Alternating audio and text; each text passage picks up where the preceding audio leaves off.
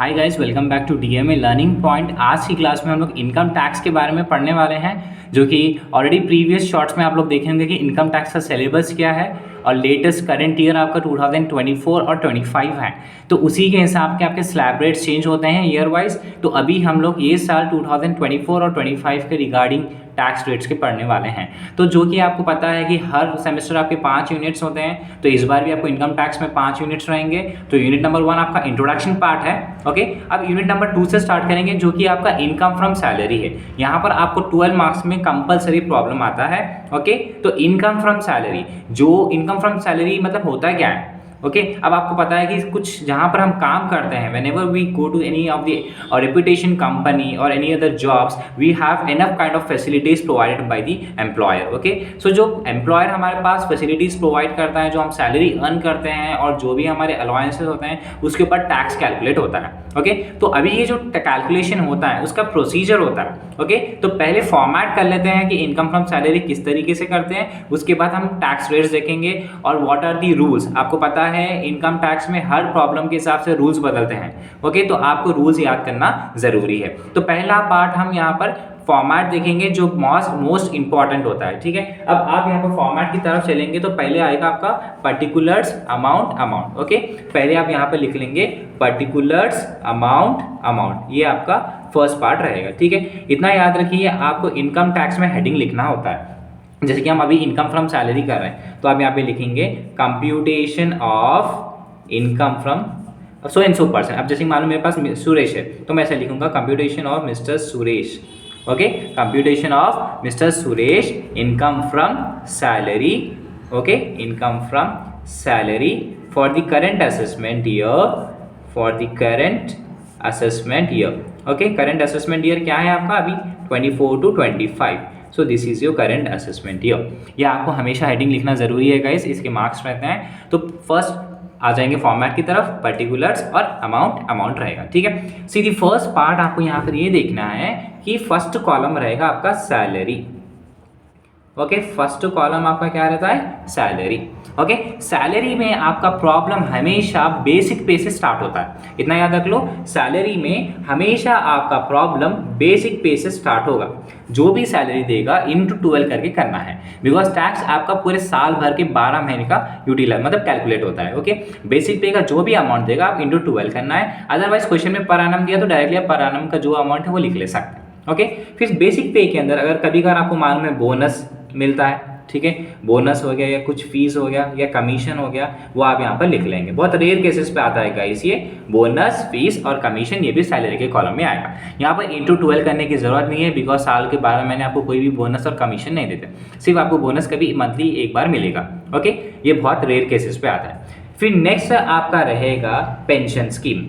Okay, pension scheme बोल के रहेगा।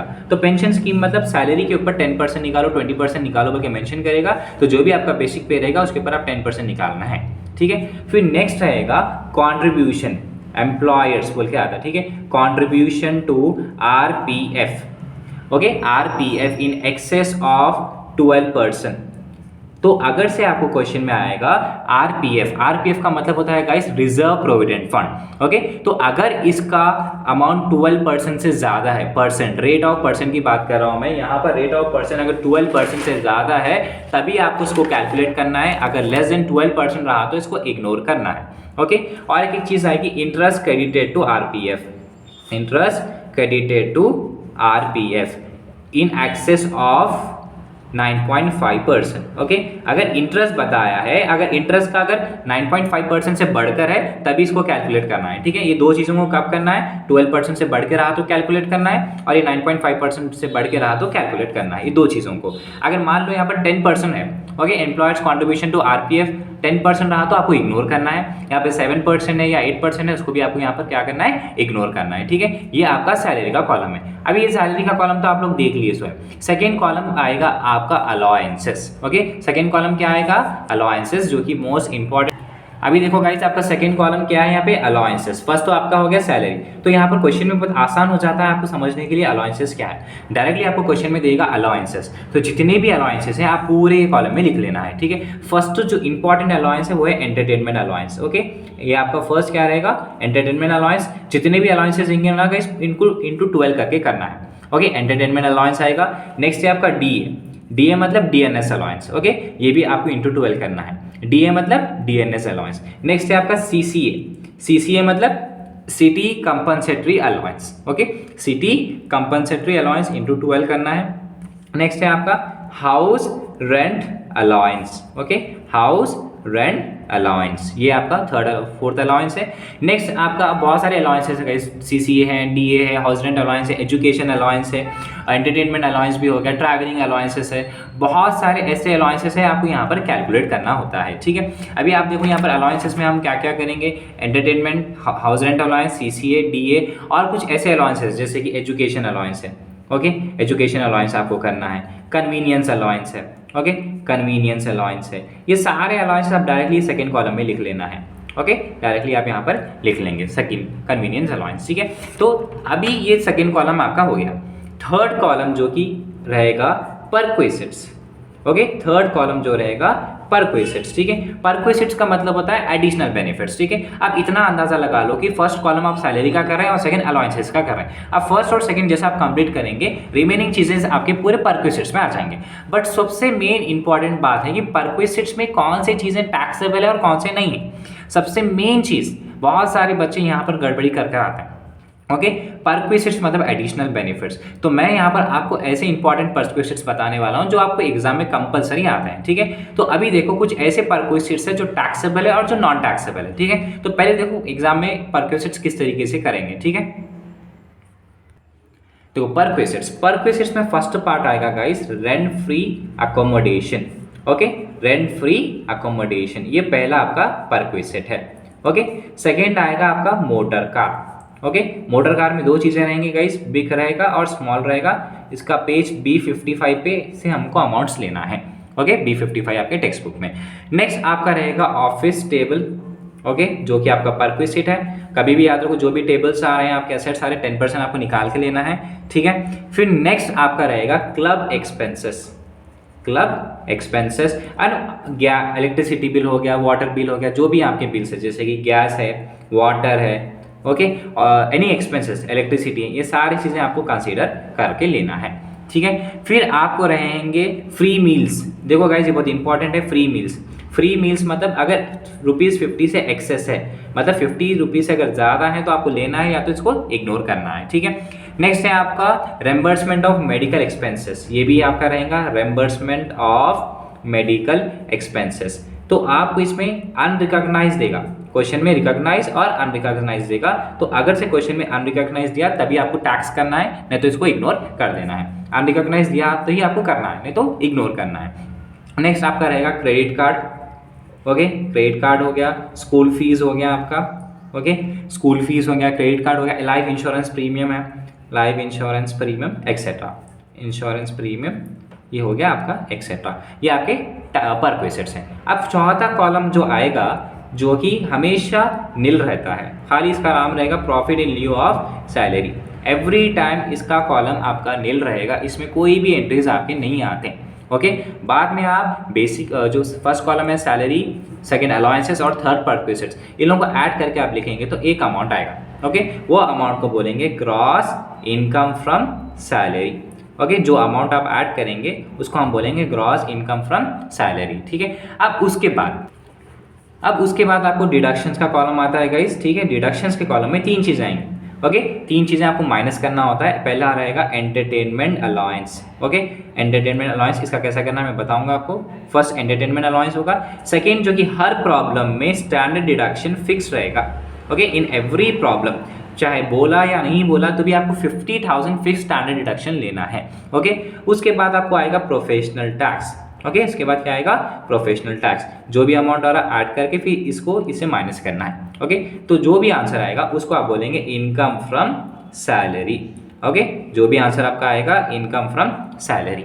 ये पार्ट फर्स्ट अच्छे से देख लो गाइज। उसके बाद अभी देखो मेन चीज़ आप क्या आते हैं कि इनकम फ्रॉम सैलरी में शॉर्ट प्रॉब्लम ज़्यादा इंपॉर्टेंट होते हैं। अगर आप शॉर्ट प्रॉब्लम्स नहीं करेंगे तो आपको एग्जाम में मार्क्स नहीं मिल सकते।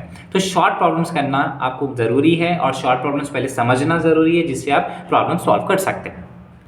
अभी देखो गाइस सबसे ज़्यादा इंपॉर्टेंट है शॉर्ट प्रॉब्लम्स, ठीक है। अभी शॉर्ट प्रॉब्लम्स कैसा करेंगे, देखो शॉर्ट प्रॉब्लम्स आपको किस किस के करना है। पहले रहेगा एंटरटेनमेंट अलाउंस, ओके, इसका कंपलसरी शॉर्ट प्रॉब्लम करना है। Then house rent allowance compulsory और rent free accommodation compulsory, okay. ये तीन का शॉर्ट प्रॉब्लम करना ज़रूरी है, तभी आपको इनकम टैक्स समझ में आएगा, नहीं तो नहीं आएगा। तो इनकम टैक्स में आपको हर चीज़ के हिसाब से रूल्स बदलेंगे, कॉन्सेप्ट्स बदलेंगे, ठीक है। अब एंटरटेनमेंट अलाउंस है, इसका शॉर्ट प्रॉब्लम कब करना है वो बता दूंगा मैं आपको।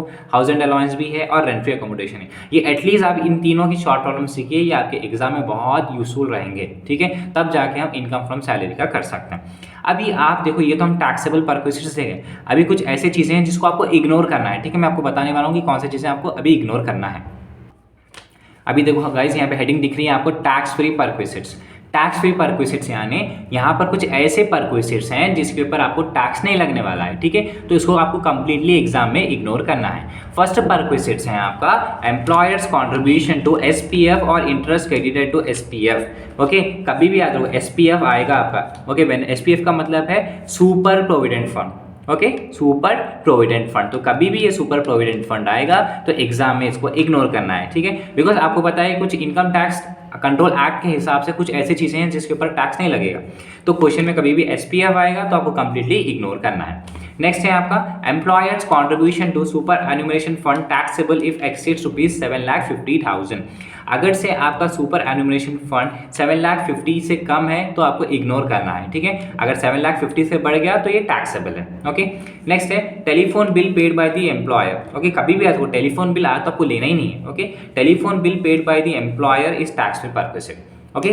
टेलीफोन बिल आएगा एम्प्लॉयर प्रोवाइड करा तो आपको इग्नोर करना है। नेक्स्ट है reimbursement of medical expenses in a recognised hospital is tax free, okay. Question में अगर रिकॉग्नाइज आया, क्वेश्चन में अगर रिकॉग्नाइज आया तो टैक्स फ्री है, अनरिकॉग्नाइज दिया तो ये आपको करना है, ठीक है। रिकॉग्नाइज दिया तो नहीं करना है। नेक्स्ट आपका है सी है, नेक्स्ट आपका क्या है, फिफ्थ पॉइंट लोन, ठीक है। अगर लोन का अमाउंट 20,000 से लेस देन है तो टैक्स फ्री है, अगर 20,000 से बढ़ के है तो आपको टैक्सेबल रहेगा। नेक्स्ट है फ्री स्नैक्स रिफ्रेशमेंट्स इन इस टैक्स फ्री परक्विजिट। जो भी स्नैक्स है, सॉफ्ट ड्रिंक्स है, अल्कोहलिक ड्रिंक्स होते हैं, रिफ्रेशमेंट्स होते हैं, वो टैक्स फ्री रहेगा। नेक्स्ट है when employers provide the education free education to children per student less than ₹1,000 is tax free. अगर एम्प्लॉयर को एजुकेशन प्रोवाइड कर रहा है पर चाइल्ड अगर लेस देन 1,000 है तो इग्नोर करेंगे। फ्री गिफ्ट्स, ये बहुत ज़्यादा इंपॉर्टेंट है। फ्री गिफ्ट्स अगर गिफ्ट 5,000 से कम है, ओके, अगर से गिफ्ट 5,000 से कम है तो टैक्स फ्री रहेगा। अगर if the gifts are more than 5,000 then it is taxable, okay. Laptop provide हो रहा है, कंप्यूटर और लैपटॉप है, ऑफिशियल पर्पस के लिए यूज हो रहा है तो टैक्स फ्री रहेगा, ठीक है। नेक्स्ट आरपीएफ जो कि ऑलरेडी हम लोग पढ़े, अगर से आरपीएफ 12% रहेगा कम तो टैक्स फ्री रहेगा, अगर मोर देन 12% है तो टैक्सेबल रहेगा। Next interest to RPF taxable, okay, less than 9.5 is tax free. अगर 9.5 से बढ़ के है तो टैक्सेबल है, लेस देन 9.5 है तो वो टैक्स फ्री परक्विजिट्स रहेंगे। तो ये जो मैं आपको बताया अभी इसके नोट्स आप प्रॉपर बना लो, ये आपके टेक्स्ट बुक के हिसाब से टैक्स फ्री परक्विजिट्स है जो मोस्ट इंपॉर्टेंट है, ठीक है। तो अभी आप ये इसका नोट्स बना लो, हम नेक्स्ट क्लास में प्रॉब्लम्स करने वाले हैं, ओके। तो जब तक आप चैनल को सब्सक्राइब करके रखिए, बेल आइकन को हिट करके रखेंगे, बिकॉज आपको डेली एक ना एक न्यू वीडियो आते रहेगा टैक्स के रिगार्डिंग, तो आप चेकआउट कर लेना है।